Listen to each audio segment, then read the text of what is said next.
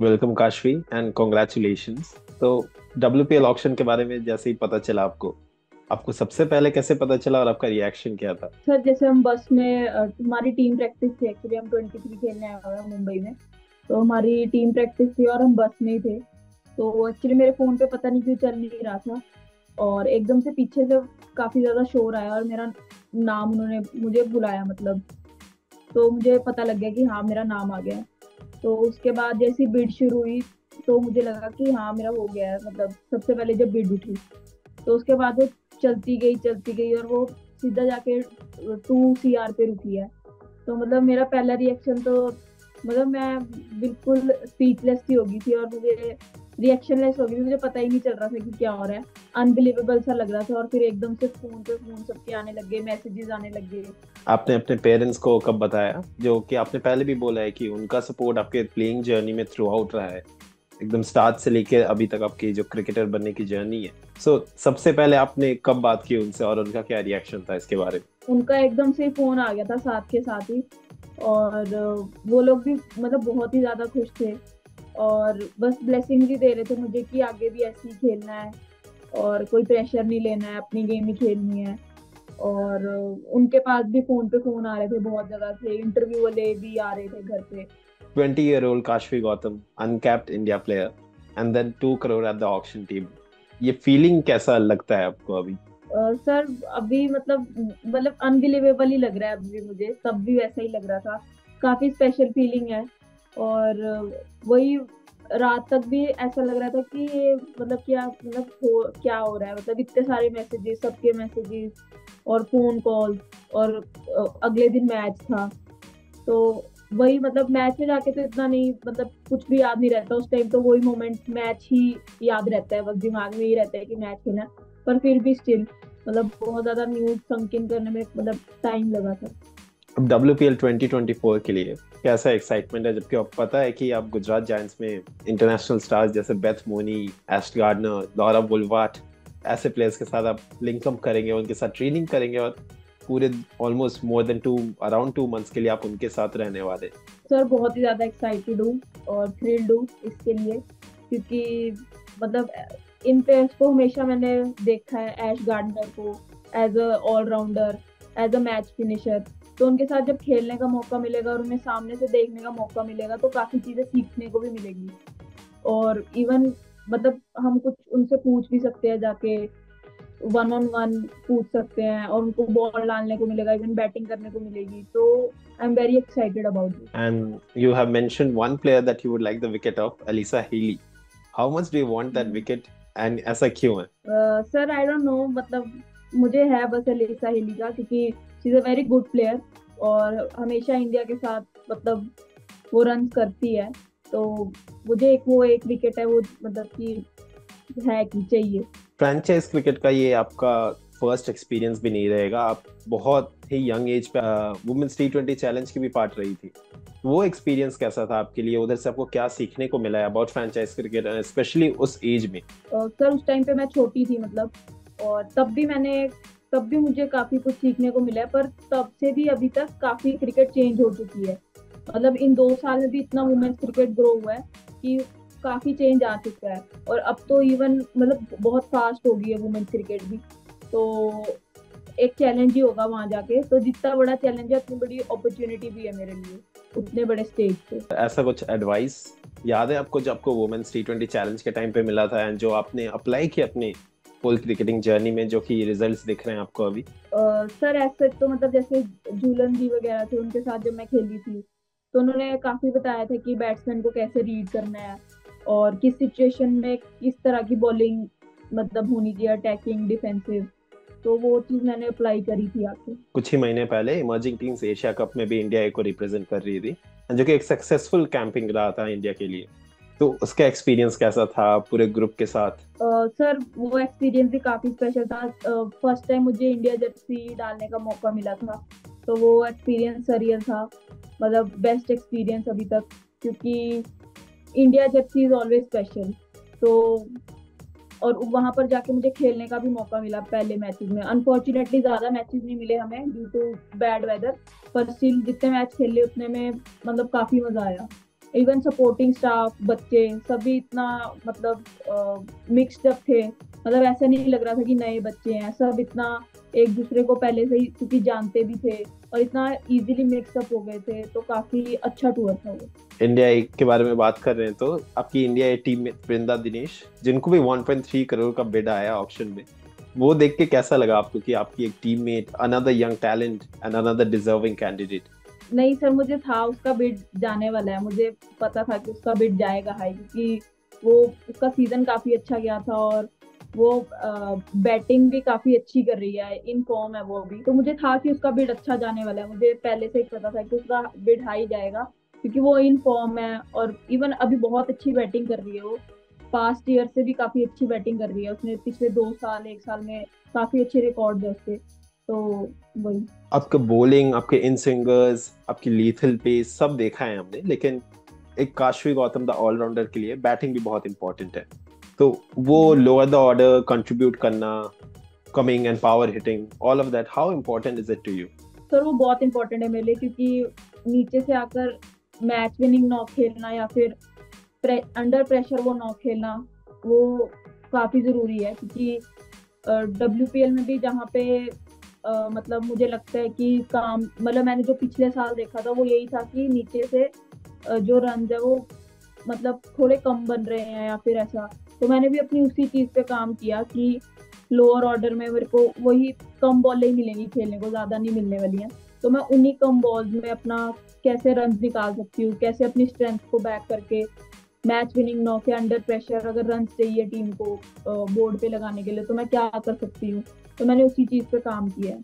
And then आपने पहले भी मेंशन किया कि ऐश गार्डनर जैसा मैच विनिंग ऑलराउंडर के साथ आपको खेलने का मौका मिलेगा, तो इज देयर एनी ऑलराउंडर जिसको आपने आइडलाइज किया है थ्रू आउट योर जर्नी? मैं हार्दिक पांड्या को मतलब वो करती हूँ, जैसे वो हिटर हैं और इवन काफी काम रहते हैं, कंपोज रहते हैं अंडर, मतलब काफी pressure games even versus Pakistan, और बॉलिंग में भी फील्डिंग में भी अपना फुल एफर्ट देते हैं, और कैप्टनसी भी उनको काफी जल्दी मिल गई है, तो वो भी हैंडल करना साथ साथ। तो I always look up to him.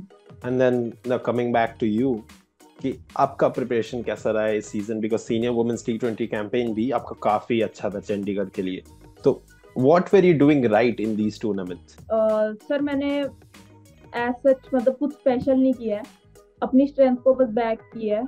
और बैटिंग में मेरा यही है, जहाँ पे भी बैटिंग आती है, जिस भी सिचुएशन में बैटिंग आती है, मुझे एंड तक खेलना है, मतलब एंड तक मैच लेके जाना है।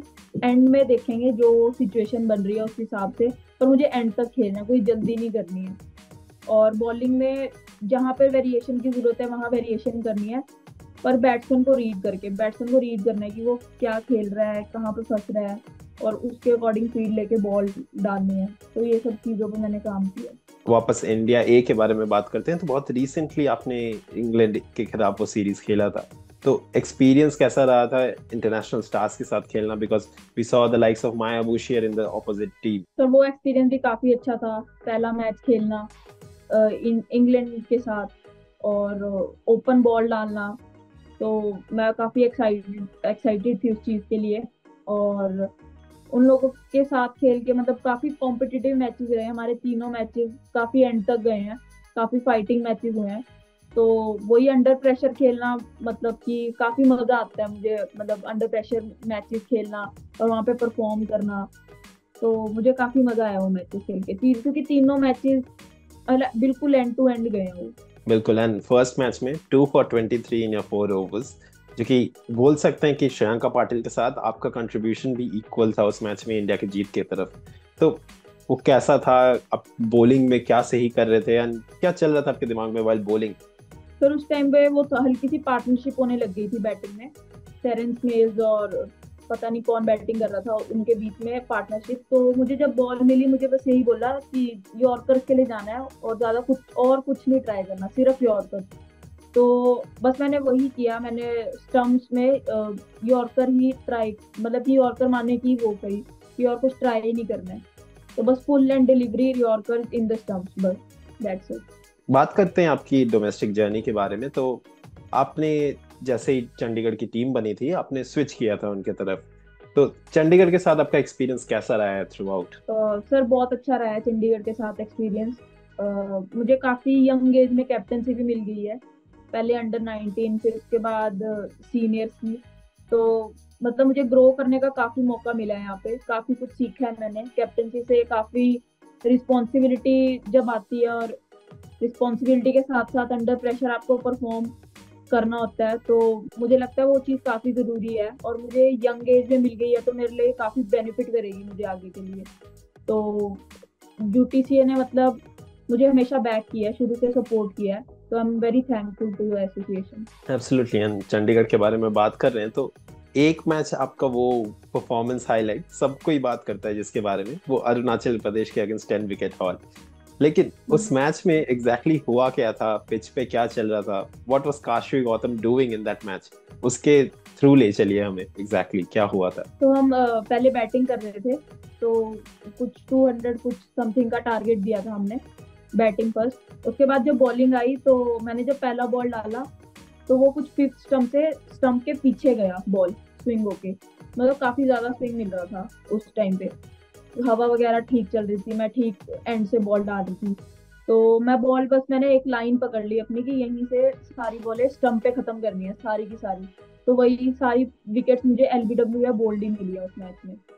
तो मैंने बस वही, मेरा कुछ ये ज्यादा नहीं था, मुझे ये पता भी नहीं था रिकॉर्ड है या कुछ ऐसा है, बस मैं एक one by one according to line and length adjust करके बॉल डाल रही थी। वो मुझे मैच के बाद में जब थोड़े बहुत लोग आए, फिर फोन देखा, मैसेजेस या किसी के कॉल्स आ रहे हैं, तब मुझे पता चला कि हाँ ये रिकॉर्ड बन चुका है। जैसे ही आपका WPL ऑक्शन का न्यूज आया तो सबको ही सबसे पहले ये बात कर रहे थे कि Kashvi Gautam is that player who has taken 10 wicket haul in domestic cricket. तो बात करते हैं आपके कोच के बारे में, नागेश सर के बारे में। उनका रोल क्या रहा है थ्रू आउट आपके करियर में, एंड उनके साथ आपका रिलेशनशिप कैसा रहा है, जरा हमें बताइए उसके बारे में। तो मतलब जब मैंने क्रिकेट अपनी शुरू करी थी तो उन्हीं के साथ शुरू करी है। मतलब 5 6 6 ईयर्स हो गए हमें साथ में करते हुए काम। तो उन्होंने शुरू से मुझे इतना ज्यादा सपोर्ट किया है, इतना ज्यादा बैक किया है हर चीज के बारे में। मतलब डिटेलिंग में हर चीज करवाई है, इवन मेरी बैटिंग बॉलिंग। मतलब मेरी बैटिंग शुरू में इतनी अच्छी नहीं थी, पर इतना काम किया है उन्होंने मेरी बैटिंग पे, बॉलिंग पे, फील्डिंग पे, फिटनेस पे भी इवन। मतलब मैं उन्हीं के पास फिटनेस करती थी शुरू में। तो मतलब उनका सपोर्ट मेरे लिए सब कुछ था। और अगर मैं शायद उनके पास ट्रेनिंग करने ना जाती, या वो मेरे कोच ना होते, तो मैं अभी जहाँ हूँ मैं शायद ना होती, क्योंकि उनका रोल मेरे लिए सबसे ज्यादा है अभी तक।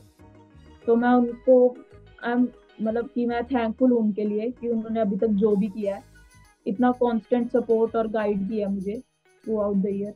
जी बिल्कुल। और नागेश सर ने रिसेंटली एक इंटरव्यू में कहा था कि काशवी ने वो इन स्विंगर लास्ट सीजन बहुत ज्यादा वर्क किया है उस पे, लाइक वो डेवलप करना, उसे परफेक्ट करना। तो कैसा रहता था आपका प्रैक्टिस रूटीन नागेश सर के साथ कि वो इन स्विंगर को परफेक्ट करने में? सर वही थोड़ा ग्राउंड में जल्दी जैसे आ जाते थे सर और मैं, और स्पॉट बॉलिंग करना, फिर वीडियोस में देखना कि क्या चीज सही आ रही है या क्या गलत आ रही है, किस चीज को हम इम्प्रूव कर सकते हैं, वही बार बार चीजें इम्प्रूव करना, फिर उसे एग्जीक्यूट करना, वो चीजें बहुत करी हैं।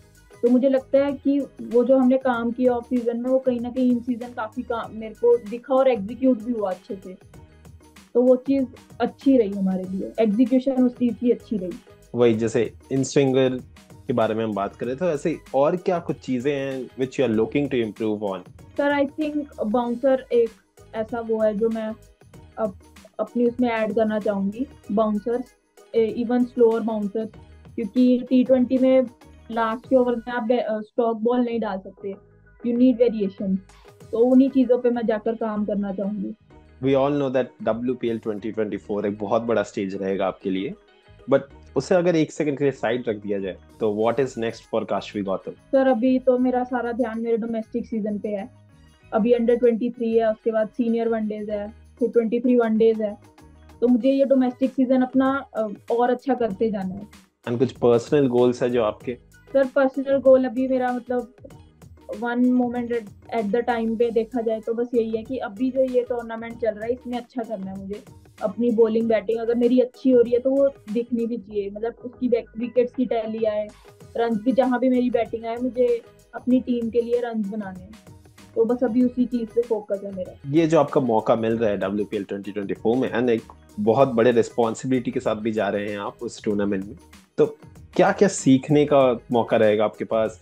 What things would you like to learn and what things would you like to even just observe by being in that environment? वो प्रेशर हैंडल वहां पर करना इतने, मतलब क्योंकि अब तो women's cricket same as men's cricket हो गया है, क्योंकि व्यूअर्स इतने सारे हो गए हैं, तो इतने बड़े क्राउड के सामने खेलना बिना प्रेशर के और गेम्स जीतना, उस टाइम पे अपनी स्ट्रेंथ को बैक करना, वो चीज मैं मतलब कि इम्प्लीमेंट और सीखना भी चाहूंगी, इम्प्लीमेंट भी करना चाहूंगी और भी सीखना चाहूंगी, जो जो कि हमारे टीम में इतने सारे बड़े प्लेयर्स हैं, foreign players, even Indian players, तो उनसे सीखना चाहूंगी मैं ये चीज।